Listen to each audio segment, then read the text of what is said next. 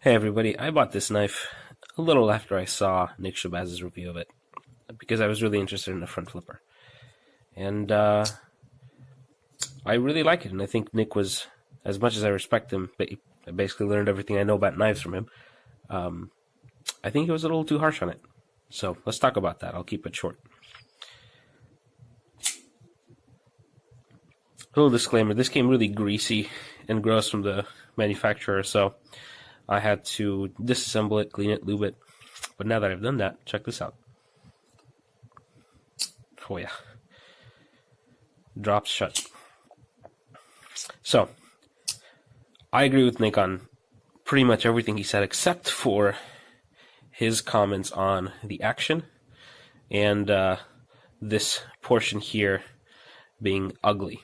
So, yeah, it is slippery. I've never really had problems taking it out of the pocket or anything like that.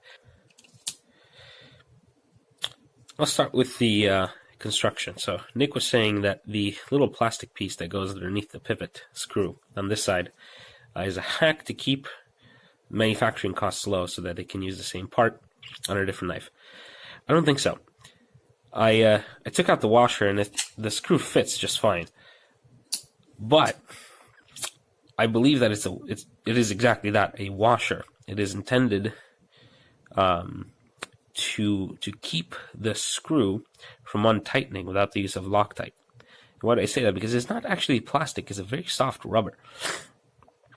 And what that allows the knife to have is a less pressure on the pivot where the blade is. Now, that sounds a little silly because if there's not enough pressure here, well, you get blade play. But that's where I think the needle bearings come into play. The needle bearings provide additional support. So the knife has absolutely no blade play. It's solid. But this pivot is barely tightened.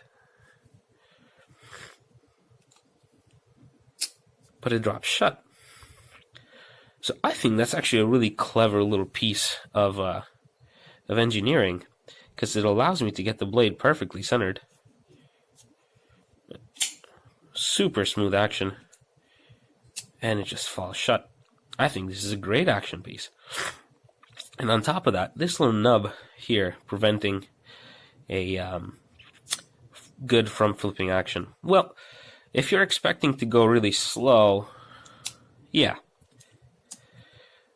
But I don't think this is how it's designed. It's designed. I'm seeing Nick kind of opening it with the side of his thumb like this.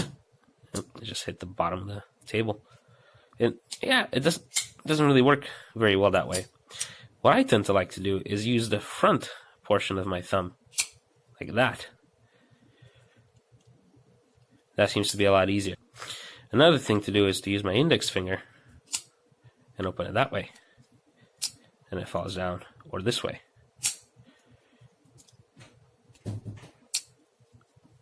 I think that's much better.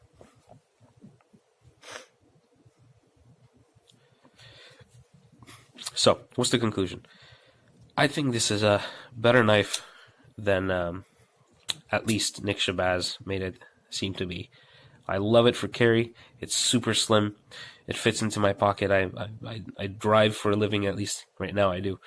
And this thing gets more pocket time than use time, and I just forget it's there. It's excellent in the pocket. And then when I have to pull it out, I never miss a flip.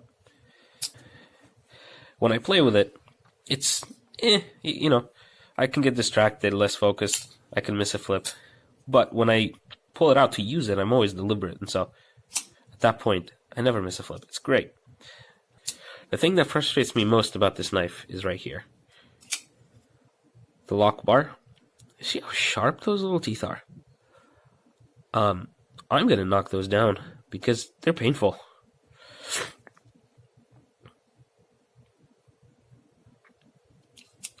But I wanted to keep it just for this video so you guys can see. I keep you in the bottom of that table. So, I recommend this. I think Slicey Dicey was completely right when he said this is the best value front flipper. And as just a little bit of a shout out, if you go watch his videos, he has a discount code for White Mountain knives, which might give you an even better deal on one of these guys. So I'm a one knife type of guy. I love to just have one knife, carry it for pretty much everything, and surprisingly, this one's great. So it's going to stay in my pocket till it breaks or I lose it, which is what happened to my previous knife. So highly recommended. Great knife.